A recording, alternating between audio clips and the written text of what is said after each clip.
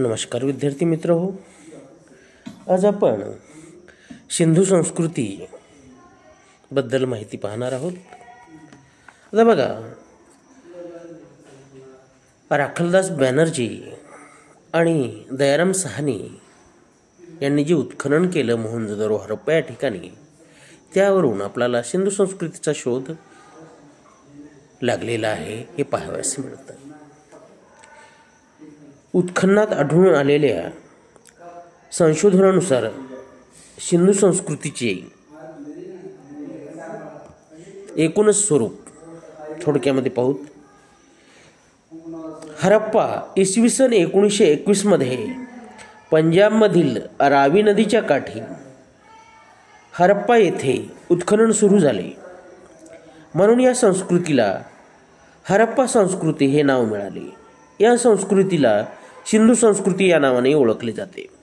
1921 मध्ये काय झालं की पहिल्यांदा रावी नदीच्या काठी पंजाबमध्ये, सध्या हा जो भाग आहे, प्रांत आहे जो पाकिस्तानामध्ये आहे, उत्खनन सुरू झालं. हरप्पा या ठिकाणी पहिल्यांदा सुरू झाल्यामुळे या संस्कृतीला हरप्पा संस्कृती या नावाने सुद्धा ओळखलं जातं. हरप्पाच्या दक्षिणेला सुमारे 650 किलोमीटर अंतरावर सिंधू नदीच्या खोऱ्यात मोहनजोदडो येथे उत्खनन झाले. हरप्पा आणि मोहनजोदडो या दोन्ही स्थळांच्या उत्खननातून वस्तू आणि काही वास्तू यांचे जे अवशेष सापडले त्यांच्या कमालीचे साम्य असलेले आपल्याला आढळून येते. म्हणजे हरप्पा आणि मोहनजोदडो या ठिकाणी जेव्हा उत्खनन झालं, त्या दोन्ही उत्खननामध्ये ज्या काही वस्तू आणि वास्तू म्हणजे जे काही शहरं हे सापडले, त्या दोन्हीमध्ये साम्य असलेलं आपल्याला आढळून येतं.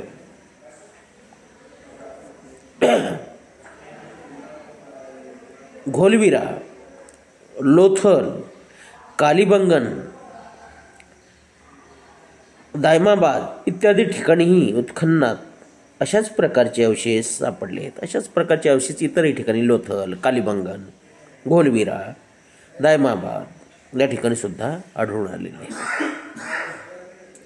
हरप्पा संस्कृतीची वैशिष्ट्ये सर्वसाधारणपणे सर्वत्र सारखीच आढळतात.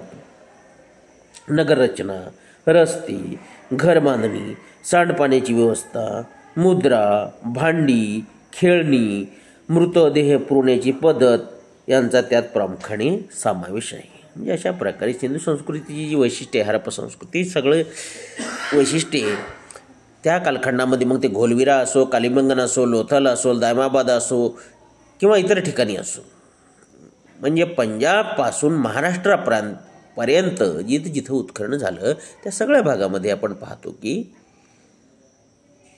त्या काळची नगररचना जी आहे ती सारख्याच पद्धतीची असलेली आपल्याला आढळून येते.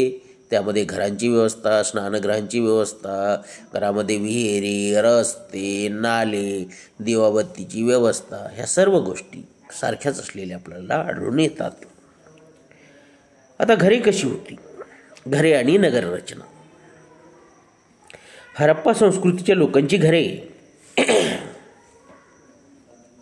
आणि इतर बांधकामे प्रामुख्याने पक्क्या विटांची होती. पक्क्या विटांचा उपयोग त्यांनी घर बांधण्यासाठी केलेला आपल्याला पाहायला मिळतो.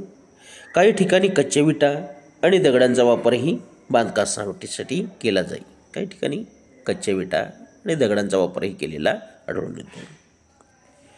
मधोमध चौक, त्याभोवती खोल्या, अशा प्रकारे घरांची रचना, घरांच्या आवारात विहिरी, स्नानगृह, शौचालये असत.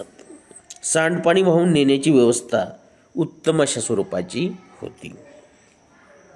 त्यासाठी मातीच्या भाजक्या विटांनी बांधून काढलेली असत, ती झाकलेली असत. म्हणजे नाल्या ज्या होत्या त्या अशा प्रकारे पक्क्या भाजलेल्या विटांनी बांधलेल्या होत्या आणि त्या नाल्यांवर झाकण ठेवलेले आपल्याला आढळून येते. म्हणजे कसं, दुर्गंधी येऊ नये आणि त्या नाल्यांमध्ये कोणी पडू नये यासाठी अशा प्रकारे मच्छराचा प्रादुर्भाव होऊ नये यासाठी सुद्धा हे महत्त्वपूर्ण त्या कालखंडातलं वैशिष्ट्य असलेलं आपल्याला आढळते.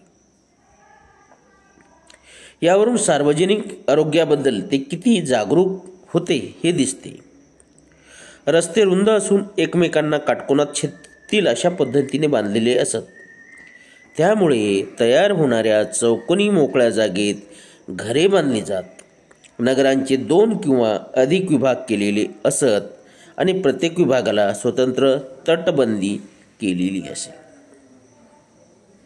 रस्तेसुद्धा आपण पाहतो की अशा प्रकारे काटकोनामध्ये एकमेकांना छेदतात.